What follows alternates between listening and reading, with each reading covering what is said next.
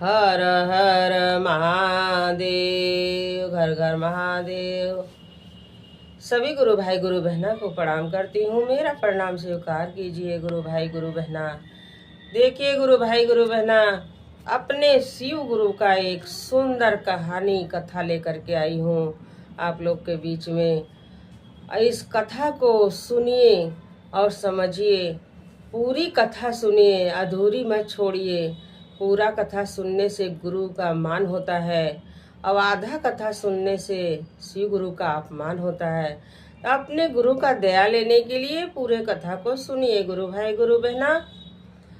और कथा पसंद आए तो मेरी वीडियो को लाइक करें, शेयर करें, सब्सक्राइब कर लें कि जो भी भजन कीर्तन गीत चर्चा हम डालें आपके पास पहुंचता रहे और आप देखते रहें, सुनते रहें, अपने गुरु से दया लेते रहें। तो इस कथा को सुनिए गुरु भाई गुरु बहना। मेरे वीडियो को लाइक कीजिए, शेयर कीजिए, सब्सक्राइब कीजिए। देखिए गुरु बहना, एक किसान था, एक किसानी थी और दोनों अपना शिव गुरु का भक्त थे।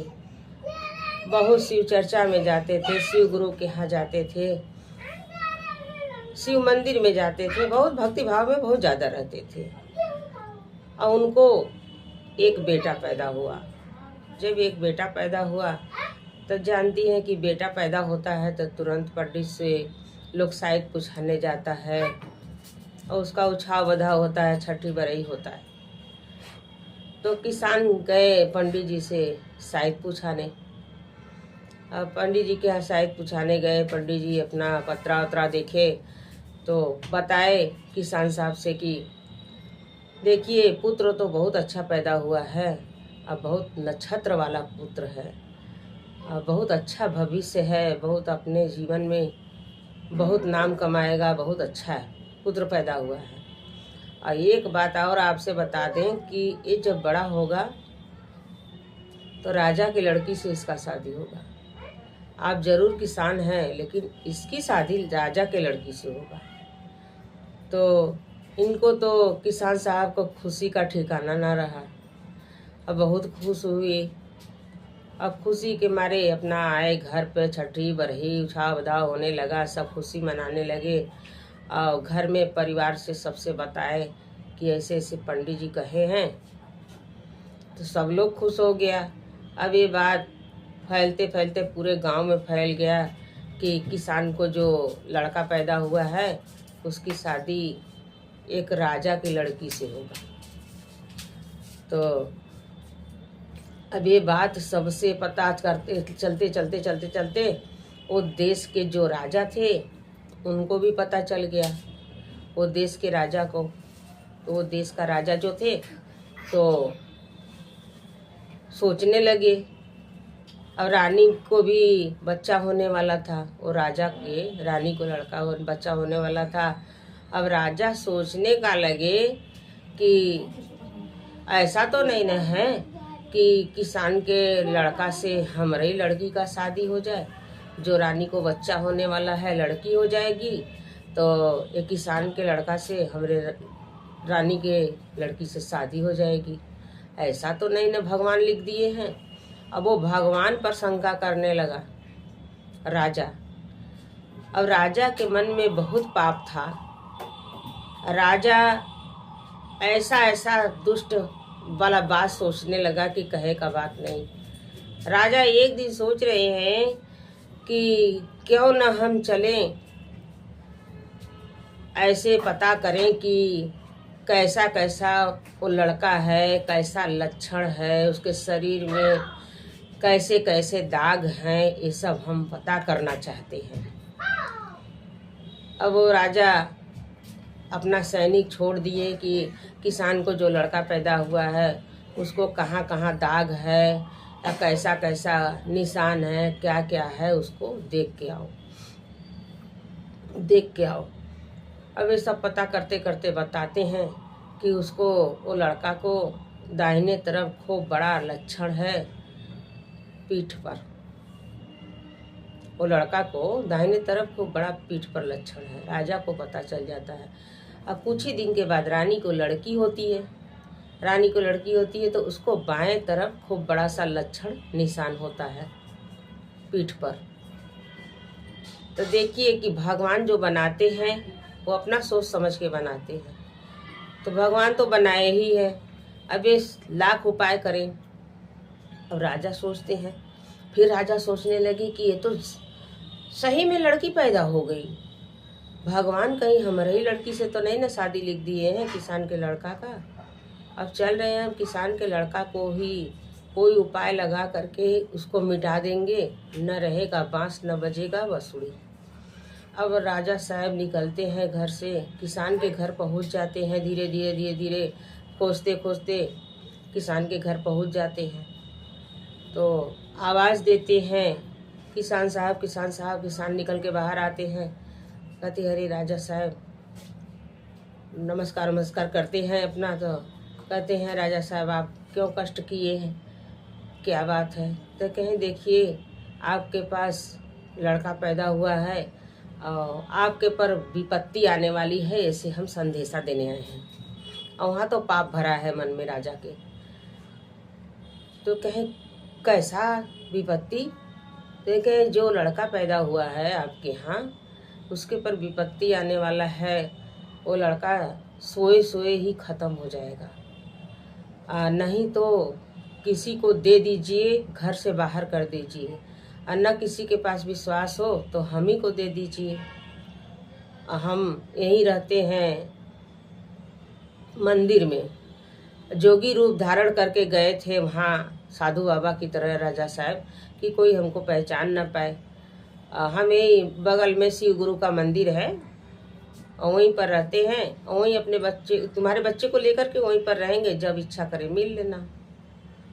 अब किसान किसानी दोनों रोने लगे कि इतना दिन के बाद हमको बच्चा भी पैदा हुआ।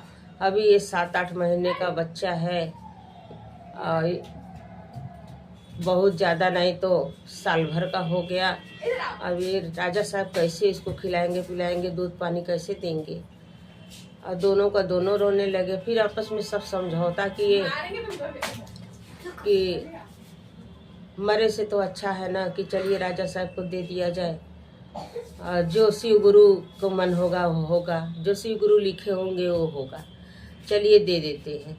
तो दोनों किसान किसानी सलाह करके राजा को दे दिए बच्चे को। और दे करके खूब सब रोए गाए आपस में, फिर रहने लगे। और वहाँ तो राजा के मन में पाप है। राजा का किए उसको ले गए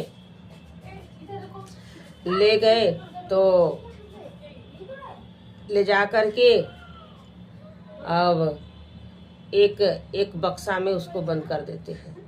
एक बक्सा में बंद करके उसको बहा देते हैं, गंगा जी में बहवा देते हैं। सब अपने सैनिक से कह के कि इसको बक्सा में बंद कर दो और बंद करके गंगा जी में बहा दो। बहते बहते जाएगा, उधर मर जी जाएगा, कहीं ख़त्म हो जाएगा, न रहेगा ना हमारे लड़की से शादी होगा। काजनी भगवान हमारे लड़की से शादी लिख दिए हो तो। अब वो सब एक ठो बक्सा खरीद के ले आते हैं, उसमें ले जा करके गंगा में बहा देते हैं। जब गंगा में बहा देते हैं तो केवट नैया खेते रहता है।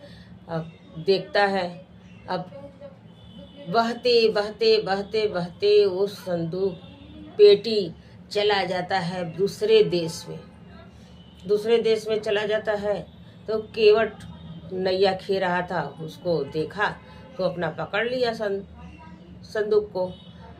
पकड़ के तो देख रहा है कि इसमें है क्या। तो जब खोल रहा है तो उसमें 1 साल का बच्चा, उसमें 1 साल का बच्चा। अब केवट को कोई बाल बच्चा नहीं था, वो ले जाके पालने लगा। जब पालने लगा तो अभी अपना वो उसको केवट को पापा कहने लगा और केवट की औरत को मम्मी कहने लगा। भाई वो दोनों पाले हैं तो मम्मी पापा हो ही जाएंगे। अब करने लगे ऐसे। धीरे धीरे धीरे धीरे लड़का हो गया 18 साल का। जब 18 साल का हो गया तो जब उसका बाप केवट है तो वो भी केवट हुआ। तो वो भी अपना बाप के साथ नाव चलाने लगा। उसका हाथ बटाने लगा केवट का। केवट बड़ा खुश रहे और कोई भी काम करना रहे कहे पापा रहने दीजिए, हम कर दे रहे हैं। अरे पापा ये जगह मत जाइए, हम जा रहे हैं। पापा ये काम मत कीजिए, हम कर रहे हैं। ये बड़ा खुश हो कि देखिए शिव गुरु हमको बहुत बढ़िया औलाद दिए हैं कि कम से कम हमारा हाथ बटा रहा है। अब ऐसे ऐसे करने लगा।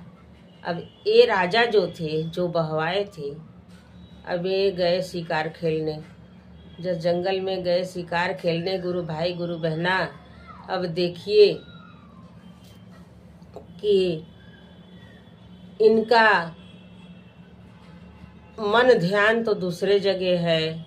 इनका मन ध्यान तो अच्छा है नहीं, इनको तो मन में पाप भरा है।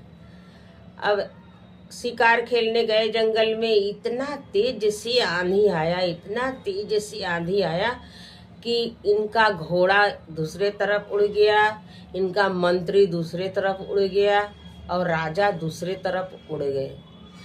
अब आंधी में उड़ते उड़ते उड़ते उसी गांव में पहुंच गए, जिस गांव में वो बेटा था, किसान का बेटा, मल्लाह के घर। तो उसी गांव में पहुंच गए और वहाँ गंगा का किनारा मिला इनको। तो अब देख रहे हैं कि हम पार कैसे हों। अब तो ये गंगा का किनारा आ गया, हम पार कैसे हों। देख रहे हैं कि कोई हमको पार करा दे। तो केवट मिला। तो केवट से कह रहे हैं कि भाई हमको पार करा दोगे। तो कहें अरे आप तो राजा लग रहे हैं। कहें हाँ राजा तो हैं, लेकिन आंधी में हमारा घोड़ा दूसरे तरफ बिछड़ गया, मंत्री दूसरे तरफ बिछड़ गया, हम आंधी में यहाँ आ गए। तो कहे अच्छा, तो हम तो नहीं पार करेंगे, हमारा लड़का पार कर देगा, आपको खे के पार कर देगा। हम नहीं चलाते नैया, हमारा लड़का चलाता है। तो लड़का को बुला दीजिए, हमको पार करा दे। तो केवट गया, लड़का को बुला दिया। अब नैया चलाते हैं सब, तो देखते हैं कि कहीं गंजी पहनेंगे, कहीं उघारे चलाने लगते हैं। नैया चलाते थे। अब वो क्या किया, फटक आया उघारे बदन, नैया चलाने लगा। राजा बैठे थे और उसके पीठ का निशान देख लिए। तो कह रहे हैं कि अरे तरीके तो वही लड़का है जिसको हम बक्सा में बंद करके गंगा जी में छोड़वाए थे। तो ये तो वही लड़का है, इसका निशान हम निशान से पहचान गया। राजा कह रहा ये तो जिंदा है, अभी मरा नहीं, कहीं हमारे लड़की का शादी ना इससे हो जाए। तो कह रहा है कि ए बेटा तुम्हारे माता पिता कौन है। तो कह रहा है कि अरे हमारे माता पिता हम जहाँ रह रहे हैं तहाँ है, कौन है, हमारे पिताजी बुला के लाए हैं नहीं। तो कहें देखो ये तुम्हारे माता पिता नहीं है, ये तुम्हारे माता पिता नहीं है। राजा साहब कह रहे हैं, अब उसको भड़का रहे हैं। तुम्हारे माता पिता किसान हैं, किसान के घर में तुम पैदा हुए थे। तुम किसी कारण मतलब कि यहाँ चले आए हो कि कोई दे दिया है कि क्या हुआ है, इन लोग के यहाँ तुम आ गए हो कैसे हो। ये सब तुम्हारे माता पिता नहीं है। ये जो है ना केवट केवट की औरत, ये सब तुम्हारे माता पिता नहीं है। तुम अपने माता पिता के यहाँ चले जाओ, तुम अपने माता पिता के यहाँ। कहें तो हमारे माता पिता हैं कौन। तो कहें तुम्हारे माता पिता किसान हैं। तो हम तो कहें कि तो मल्लाह कह रहा है कि तो हम अपने माता पिता के यहाँ कैसे जाएंगे।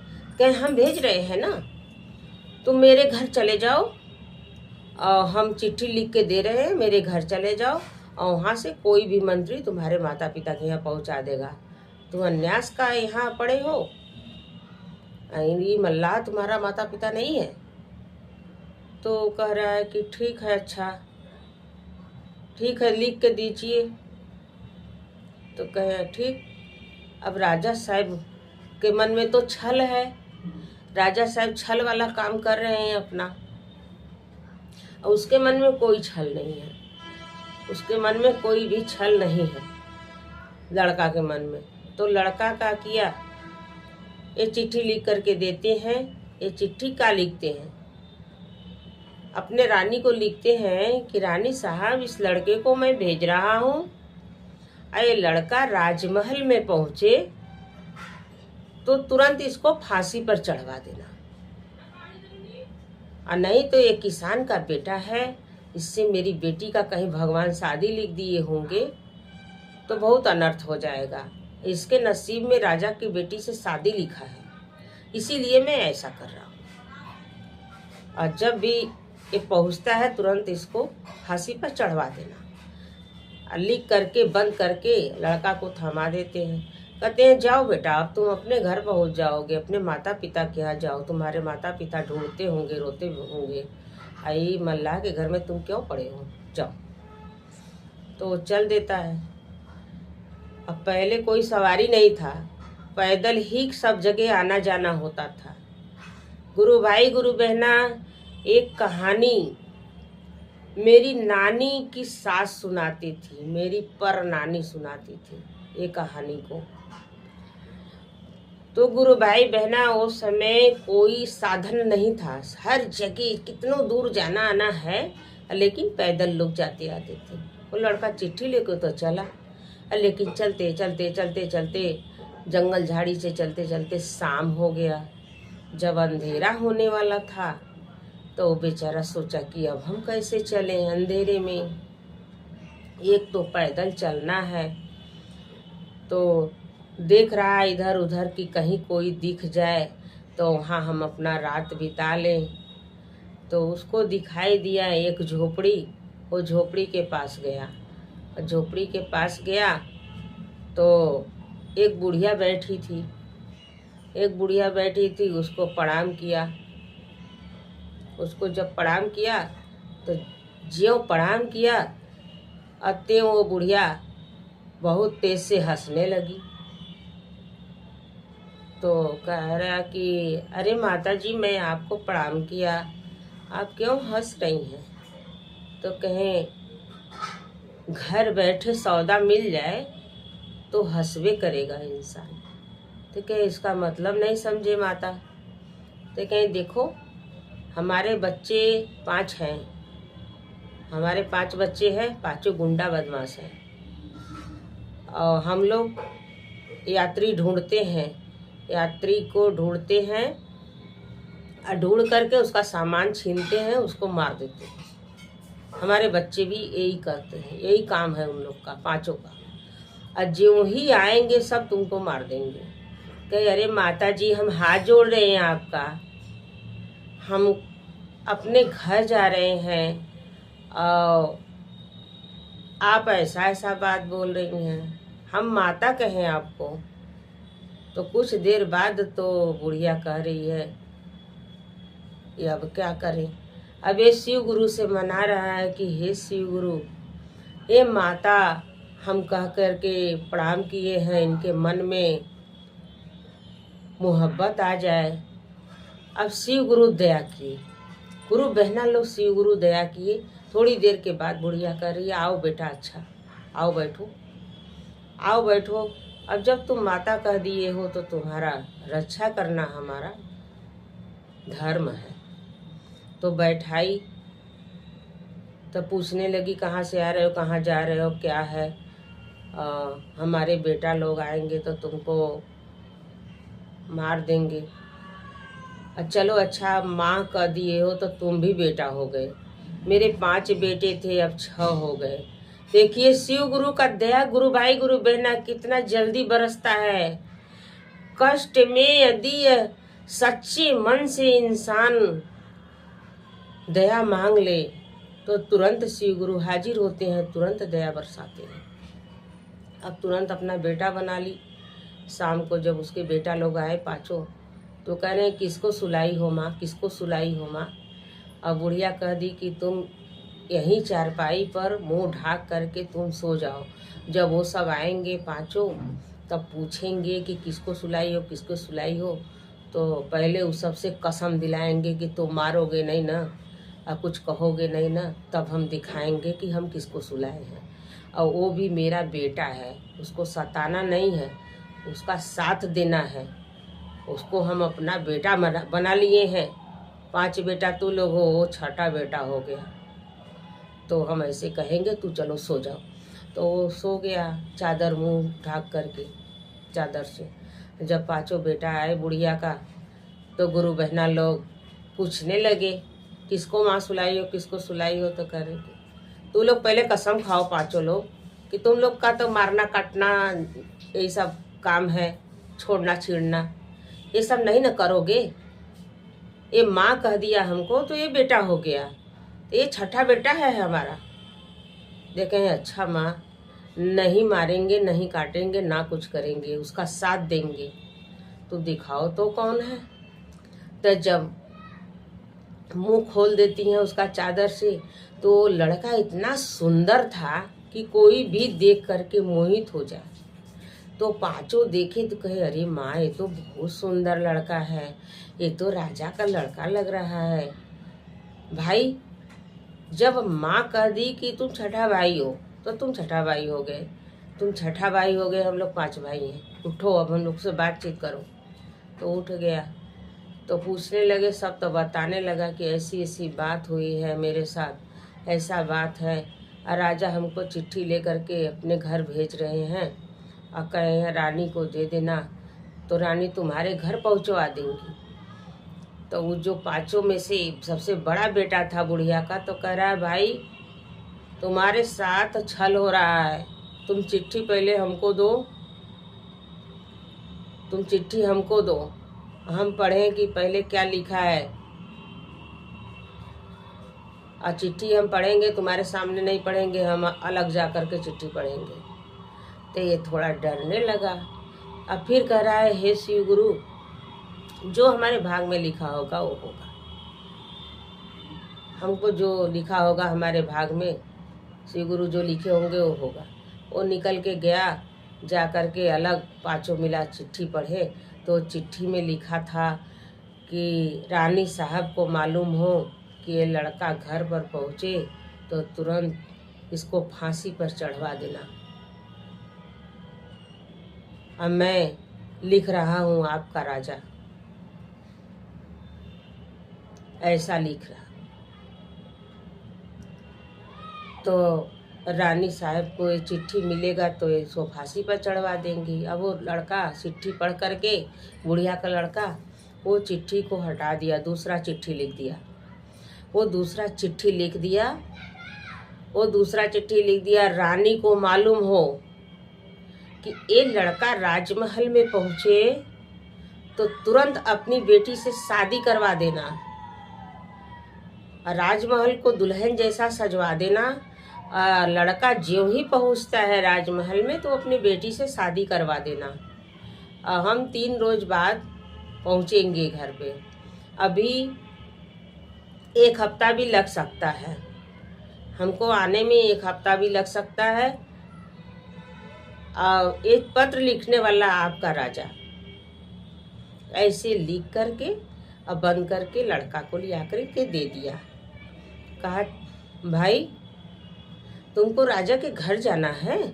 तो कहे हाँ भाई हमको राजा के घर भेजे है राजा कि तुम वहाँ चले जाओ, वहाँ से कोई भी मंत्री तुम्हारे माँ बाप के यहाँ पहुँचा देंगे।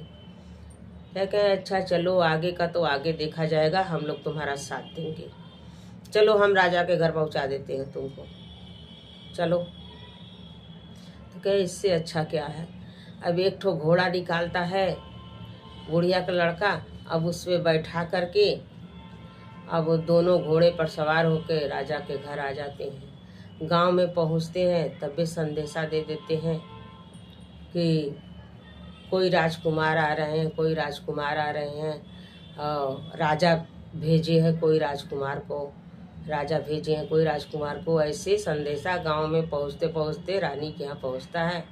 अब फिर ये दोनों पहुंचते हैं तो पहले पत्र भेजा जाता है रानी के पास, रानी के पास पत्र पहुंचता है। रानी खोल के पत्र पढ़ती हैं कि मैं पत्र लिखने वाला आपका राजा, ये लड़का राजमहल में पहुँचे तो तुरंत अपनी लड़की से शादी करवा दीजिएगा और महल को दुल्हन जैसा सजा करके शादी करवाइएगा।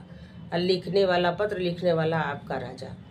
3 ही दिन या तो 1 हफ्ता लगेगा हमको आने में, 3 रोज या 1 हफ्ता भी लग सकता है। अब रानी पत्र को पढ़ कर के इतना खुश हो गई कि कहे का बात नहीं। तुरंत आदेश दे देती हैं मंत्री लोग को कि राजमहल को दुल्हन जैसा सजाया जाए। मेरी बेटी का शादी है, आज मेरी बेटी का शादी है, आज मेरी बेटी का शादी है, इस राजमहल को दुल्हन जैसा सजाया जाए। दुल्हन जैसा सज जाता है राजमहल। उसी दिन उनकी लड़की से शादी हो जाता है उसका। जब शादी हो जाता है 3 रोज के बाद राजा आता है। वो तो पहुंचा के गया, बूढ़ा का लड़का जो था वो पहुंचा के गया अपने घोड़े से, और इसका शादी हो गया। 3 रोज बाद राजा आता है तो गांव में पहुंचता है, तबे पता चलता है राजा साहब आप थे नहीं। बहुत अच्छा ढंग से शादी ब्याह हो गया। किसका शादी हो गया? देखिए, आपे न पत्र लिख के भेजे थे। सब गांव वाले कह रहे हैं आपे न पत्र लिख के भेजे थे कि ये लड़का पहुंचे तो तुरंत शादी करवा दीजिएगा। कहते हैं नहीं, मैं तो नहीं भेजा था। अब आते हैं घर पर, अब ले करके तलवार निकाल के रानी को मारने चलते हैं। रानी को, लड़की को, दामाद को, सबको तलवार निकाल करके भांजते हैं, आज सबको मार डालेंगे। रानी कहती है कोई किसी को नहीं मारेगा, कोई किसी को नहीं मारेगा। आप राजा हैं तो इतना बड़ा आपका मिजाज है। मैं भी रानी हूँ, मैं भी इस महल की रानी हूँ, मेरा भी चलेगा। कोई किसी को नहीं मारेगा, ना बेटी को मारेगा, ना दामाद को मारेगा। वो मेरा दामाद हो गया है, अब कोई छू नहीं सकता उसको। हट जाइए राजा साहब रास्ते से। अब राजा साहब हट जाते हैं रास्ते से। कहते हैं रास्ते से तो हट जाएंगे, नहीं मारेंगे किसी को, लेकिन ये लड़का जो है इसको मेरा एक शर्त निभाना पड़ेगा। तो कहे क्या शर्त है बताइए? वो निभाएगा, लेकिन किसी को आप छू नहीं सकते हैं, ना बेटी को ना दामाद को। तो कहे ठीक है, हमारा एक शर्त निभाना पड़ेगा। ये अपने दामाद से कह दो कि 7 समुंदर पार एक दानव है, उसका सोने का बाल है, उसका सोने का बाल है, और वो दानों से एक 3 ठो बाल मांग के ये तुम्हारा दामाद लिया दे, हमको दे दे 3 बाल, हम इसको राजपाठ दे देंगे। हम निकल जाएंगे, सन्यासी हो जाएंगे, साधु फकीर हो जाएंगे, सन्यासी हो जाएंगे, इसको राज पर बैठा देंगे यहाँ तुम्हारे दामाद को। तो रानी बोली ठीक है, मेरा दामाद आपको 3 बाल ले आकर के देगा, लेकिन आप शांत हो जाइए, बैठिए। अब रानी साहब कह देती हैं, अरे वो तो सुन ही रहा है पूरा बात। तो कहता है ठीक है पिताजी, अब मेरी पत्नी का पिता है तो मेरे भी पिता हो गए, मेरी पत्नी की मम्मी है तो मेरी भी मम्मी हो गई। अब माता पिता का आज्ञा मानना सबसे अच्छी बात है। अब हम जा रहे हैं, 3 बाल लेकर के तबे लौटेंगे। अब रानी लड़की दोनों रोने लगती हैं कि दानों के पास भेज रहे हैं, दानों खा जाएगा।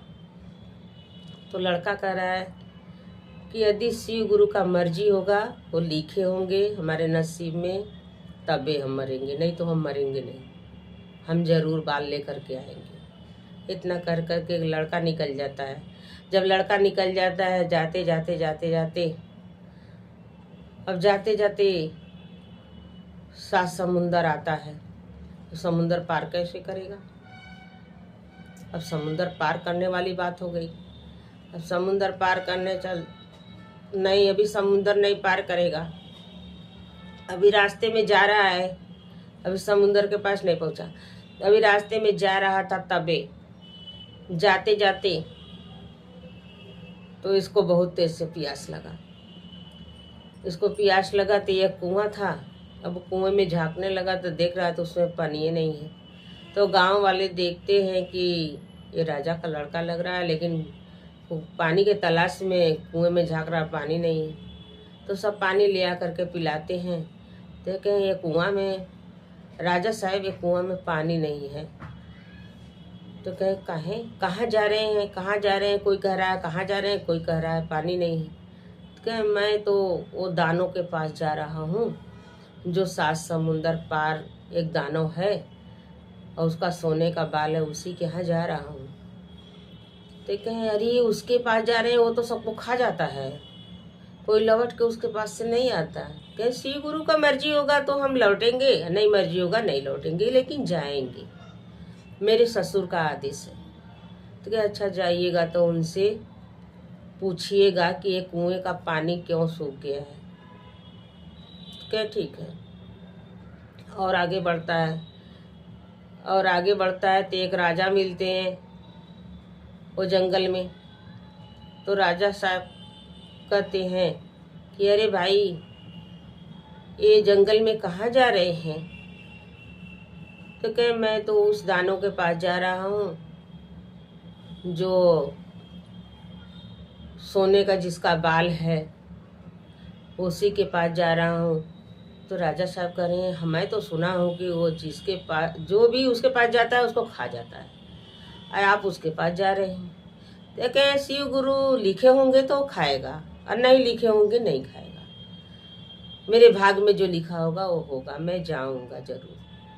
तो कहें अच्छा जा रहे हो तो बहुत जानकार है, 12 साल आगे और 12 साल पीछे तक का जानता है।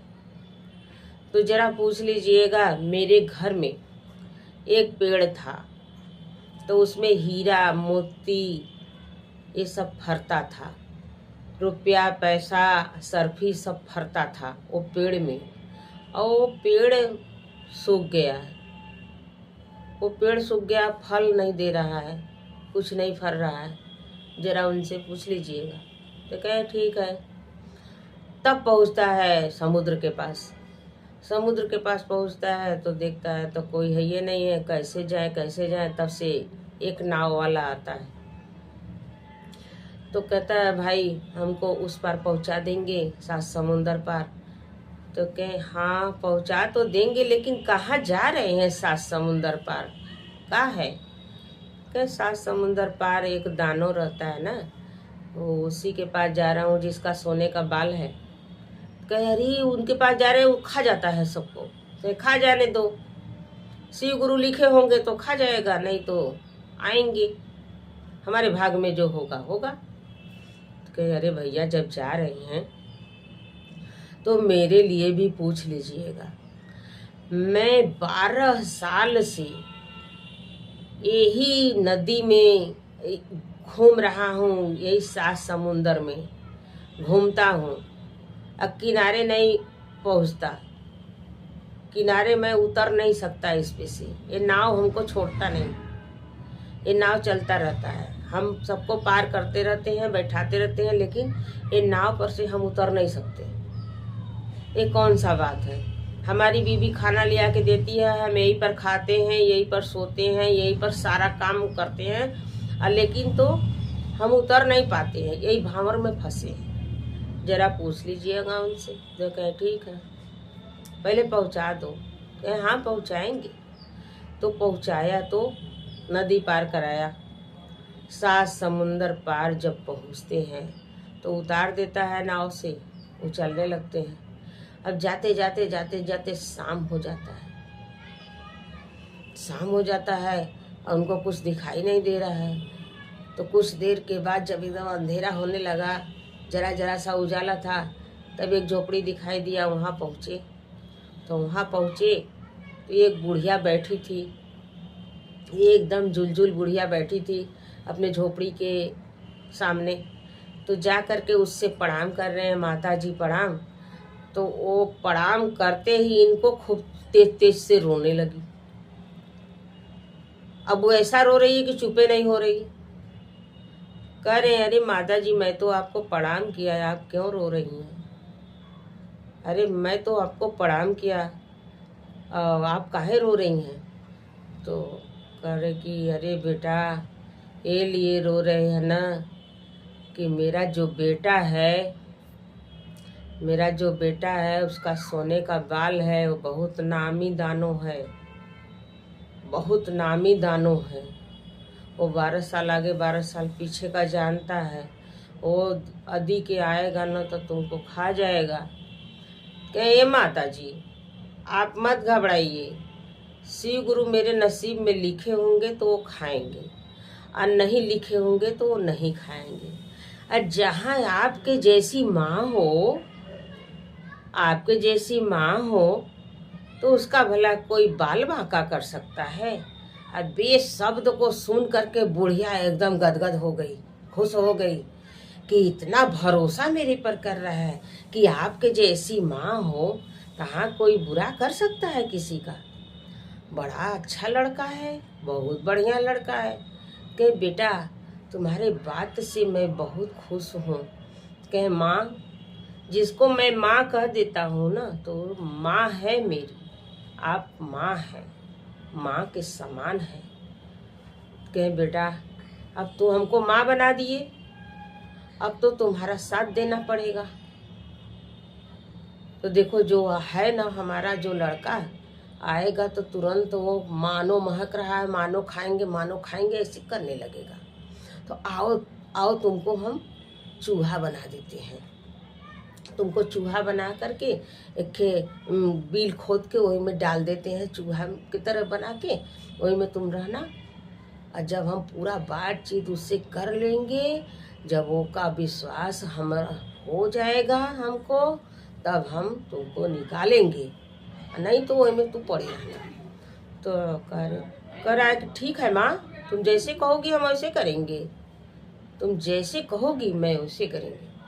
अब इनको चूहा बना देती है, बुढ़िया चूहा बना देती है, बिल खोद करके गड्ढा वही में डाल देती है, थोड़ा सा जगह बना देती है सांस लेने के लिए, वही में इनको ये पड़े हैं।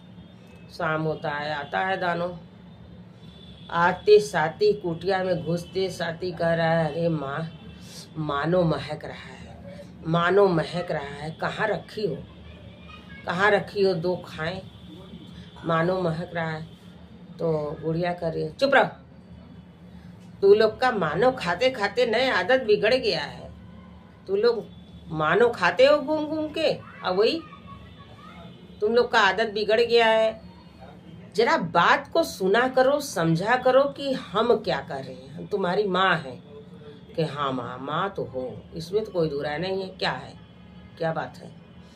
कि देखो इतना सुंदर बालक वो हमको माँ कह दिया और शिव गुरु का वास्ता दे दिया, शिव गुरु का कसम दे दिया। अब बताओ कि कौन हम लोग को बनाया है। तो कह रहा हाँ शिव गुरु ही बनाए हैं। कहे वो किसके किसके गुरु हैं। कहे सबके गुरु हैं। तो वो दानव के, मानव के, जानवर के सबके गुरु है, ये हैं शिव गुरु। तो जब ऐसे कह दिया कि देखो वो राजा का लड़का है, अब कोई समस्या को पूछने के लिए तुम्हारे पास आया है तो उसका इज्जत करना है। वो हमको माँ कह दिया, हमारा बेटा हो गया, तुम भी मेरे बेटे हो, तो भाई है छोटा तुम्हारा। तो क्या माँ, हम छोटे भाई को कुछ नहीं करेंगे, तुम दिखाओ कहाँ है मेरा छोटा भाई, दिखाओ दिखाओ माँ। क्या कसम खाओ, मेरी कसम खाओ कि तुम उसका कुछ नहीं करोगे। क्या तुम्हारी कसम खा रहे हैं। जब छोटा भाई हो गया, छोटा भाई को कोई सताता है, उसका मदद करता है। तो कहती हैं ठीक है, आँख बंद करो, निकाल रहे हैं, दिखा रहे हैं। तो जब ये आँख बंद किया दानो, तब उसको निकाल करके राजा बना करके बैठा दी। अब देखते साथी उसको खुश हो गया। इतना सुंदर वो बालक था कि गुरु भाई गुरु बहना जे भी देखे वो खुश हो जाए, इतना सुंदर बालक था। तो पूछने लगा भाई तुम कैसे यहाँ आए, डरे नहीं, कोई तुमसे बताया नहीं कि यहाँ जो आता है बच के नहीं जाता। कहे मरना है तो डरना का, शिव गुरु यदि लिखे होंगे जिस तरीके से मरने को, उसी तरीके से इंसान मरता है और किसी तरीके से नहीं मरता। यदि वो लिखे होंगे तो हम मरेंगे, नहीं लिखे होंगे हम नहीं मरेंगे। तो अपने भाई से क्या डरना है, ये मेरी माँ है तो आप मेरे भाई हैं, तो भाई से कोई डरता है। कहे अरे यार तुम तो बहुत अच्छे हो, बहुत अच्छा बात कर लेते हो, ये सब बात छोड़ो, तुम आए किस लिए हो। कि देखिए ऐसी ऐसी बात है। वो पूरा कहानी अपना बताने लगा कि ऐसे ऐसे था, हम केवट के घर थे तो राजा मिले, तो राजा ऐसे किए और राजा के नाव खे के जब पार किए तो राजा कहने लगे कि तुम्हारे माँ बाप नहीं हैं तो अपने माँ बाप के यहाँ चले जाओ। तो एक पत्र लिख करके दिए। अब वो पत्र ले करके हम आए, उसको कहाँ पता है कि पत्र बदलाया। पत्र लेकर के आए राजा के घर, तो राजा के घर हमारा शादी तो हो गया, लेकिन रानी साहब शादी की हैं, राजा मानने को तैयार नहीं है। तो रानी लड़ाई पर खड़ी हुई हैं, कहीं मेरे दामाद बेटी को कोई नहीं मारेगा। तो राजा शर्त रखा है कि तुम्हारे दामाद को इस शर्त पर नहीं मारेंगे कि उस दानों के यहाँ से 3 ठो बाल ले आए, जो सोने का बाल है, जो दानों का। तो इसीलिए भाई तुम्हारे पास आए। तो कहे तुम डरे नहीं? कहे नहीं। तो कहे अच्छा तुमको बाल तो मिल जाएगा, और जो तो 2-3 ठो और समस्या लेके आए हो। कह रही भाई तुमको कैसे पता चल गया? कहे पता चल जाता है ना। तो कहे अरे एक तो कुआं वाला समस्या है कि जब आ रहे थे तो रास्ते में एक कुआं था, हमको प्यास लगा था, झाँकने लगे तो गांव वाले जुट करके कहने लगे कि इस कुएं में पानी नहीं है, पानी हम पिला देते हैं, लेकिन तो कहाँ जा रहे हैं उनसे ये भी बात पूछ लीजिएगा। तो भाई उस कुएं का पानी क्यों सूख जाता है? कहीं सूख नहीं जाता है, सूख गया है, सूख गया है उसमें का पानी। उसमें एक राजा था, वो राजा बहुत पापी था, बहुत पापी था।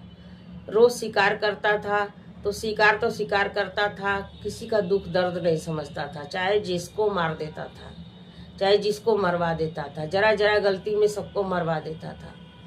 तो वो जब मरा है तो मेढक का जन्म पाया है। तो मेढक जब तक पानी नहीं पाएगा तब तक वो तड़फड़ाता रहेगा।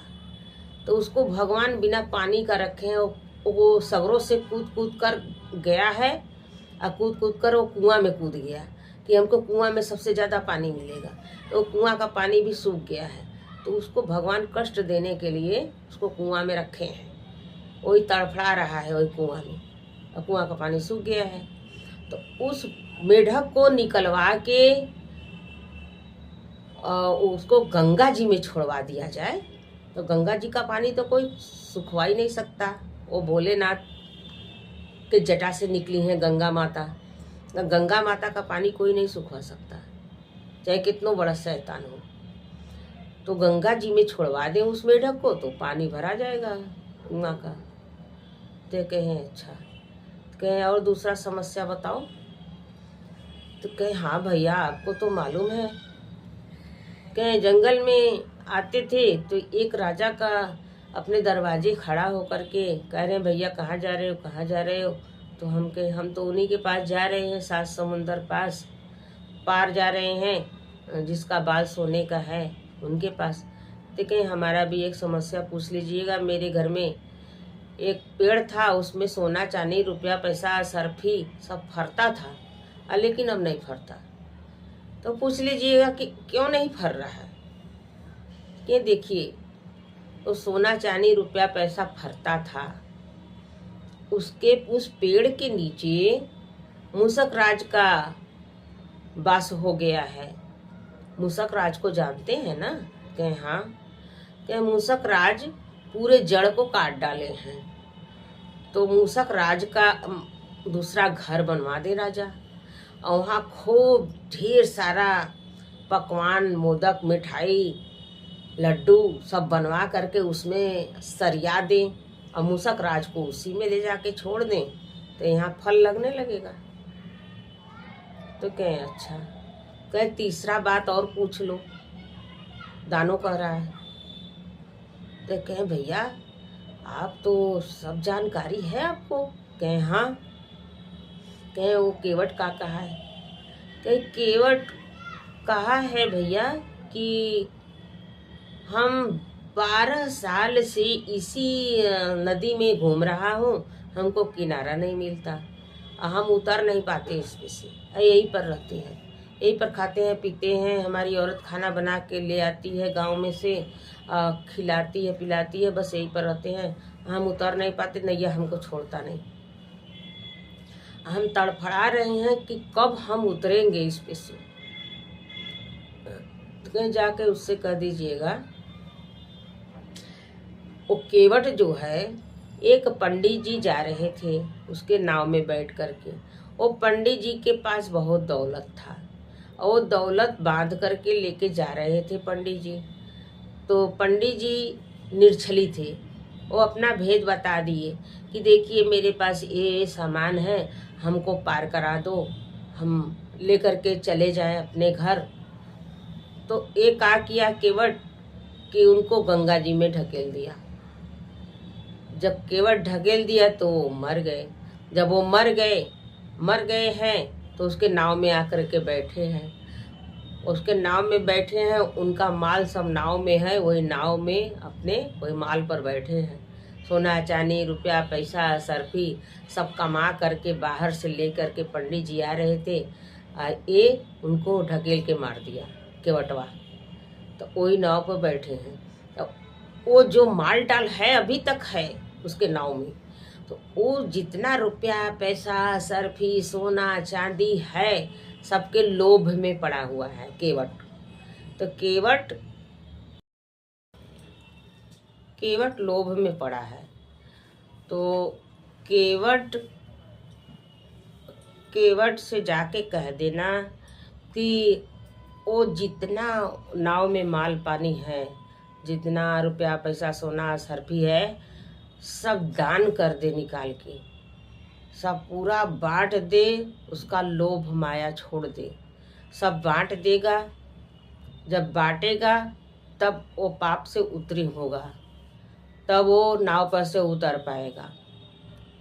जाके उससे कह दीजिएगा। तो कहे ठीक है भैया। तो कहे ऐसा है कि 3 बाल तो तुम्हारे ससुर जी मांगे हैं। कहे हाँ 3 बाल, आपका 3 बाल हमारे ससुर जी मांगे हैं, पहला काम तो यही है। तो कहे 3 बाल ये ले लो, अलग रख लो, अपने ससुर जी को दे देना, और सारा पूरा बाल हम अपना दे रहे हैं आपको अपने खुशी से। ये सारा बाल आप ले लेना, आप अपने पास रखना। अब पूरा उसका सोने का बाल था। तो 3 बाल अलग रखाता है राजा साहब को देने के लिए, और पूरा बाल राजा साहब को अपने खुशी में दानों दे देता है। तो पूरा बाल दे देता है लेके, और 3 बाल अलग रख के पूरा बाल एक जगह रख के, तब वहाँ से अपना नमस्कार करते हैं, हाथ जोड़ते हैं, नमस्कार करके फिर उनका विदाई करते हैं वहाँ से। तब चलते हैं। अब चलते हैं, आते आते आते आते फिर समुद्र के पार आ जाते हैं, पास आते हैं समुद्र के। फिर केवट आता है, तुरंत नाव लेकर के पूछने लगता है, भैया पूछे भैया पूछे। तो कहे अरे भाई पहले तू बैठाओ, पार तो कराओ, पहले पार तो कराओ, नहीं हम बता देंगे तो तुम्हारा मुक्ति बन जाए तो हम यही ठिया रह जाएंगे, पहले पार तो कराओ, बता देंगे। तो नैया में बैठाया, पार कराने लगा। तो जब कुछ दूर रह गया तब बताया उससे कि देखिए आपके नाव में बहुत पहले कोई पंडित जी जा रहे थे, वो गिर गए कि आप ढकेल दिए कि क्या हुआ वो हमको नहीं मालूम है। उनका माल पानी सोना चांदी रुपया पैसा रखा हुआ है आपके नाव में। तो कहे हाँ। कहे तो वो सब के लालच में मत रहो, वो सबको बांट दो, वो गरीबों को बांट दो, दान कर दो, बांट बूट के सब खत्म कर दो, तुम्हारा मुक्ति बन जाएगा। तब तुम उतर जाओगे इस नाव पर से, या तुम्हारा मुक्ति भी बन जाएगा। तो कहे ठीक है भैया। उतार देता है, सात समुंदर पार हो गए, अब उतर गए। अब और आगे आते हैं, आते आते आते आते तो राजा मिलते हैं। तो जब राजा मिलते हैं कहते हैं कि भैया पूछे, कहे हाँ राजा साहब पूछे। तो कहे हैं कि आपके घर में जो पेड़ है उसके नीचे मूसक राज का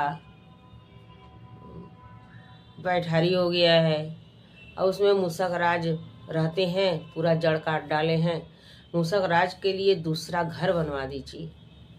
दूसरा घर बनवा करके अब मोदक, मिठाई, लड्डू खूब ज़्यादा से ज़्यादा सरिवा दीजिए, रखवा दीजिए वहाँ। अब मूसक राज को पकड़वा के उसी में छोड़वा दीजिए। अब मूसक राज का वो घर हो जाएगा और मूसक राज उसी में रहेंगे, तो यहाँ फल लगने लगेगा। तो राजा क्या कह रहे हैं कि हम आपके सामने में ये सब करेंगे, आप थोड़ा रुकिए। अब वो रोक लेते हैं तो तुरंत उनका मूसक राज का घर बनता है। लड्डू मिठाई सब आकर के सरिया जाता है खूब ज़्यादा से ज़्यादा पूरे घर। मूसक राज का कैसा घर होना चाहिए आप लोग को मालूम है। अब वैसे ही सरिया करके मूसक राज को छोड़ा जाता है उसमें, और तुरंत इसमें हरियाली आ जाती है पेड़ में, उसमें रुपया पैसा सरफी फरने लगता है। तो राजा साहब बहुत सारा धन देते हैं इनको धन दे करके विदा करते हैं कि भाई आप बहुत भाग्यवान हैं कि उस दानव के पास से आप लौट कर चले आए, बहुत अच्छे हैं, बहुत भाग्यवान हैं आप। तो कह रहे हैं शिव गुरु का दया है, हम भगवान नहीं हैं, भगवान नहीं है, ये शिव गुरु का दया है। शिव गुरु जौने विधि जिसको राखते हैं वही रहता है। तो और आगे आते हैं तो वो सब इंतज़ार करते रहते हैं कुआं वाले। तो कुआं के पास पहुंचते हैं, कहते हैं भैया पूछे कि कुआं में पानी क्यों नहीं है, हम लोग को, पूरे गांव के लोग को बहुत परेशानी होता है।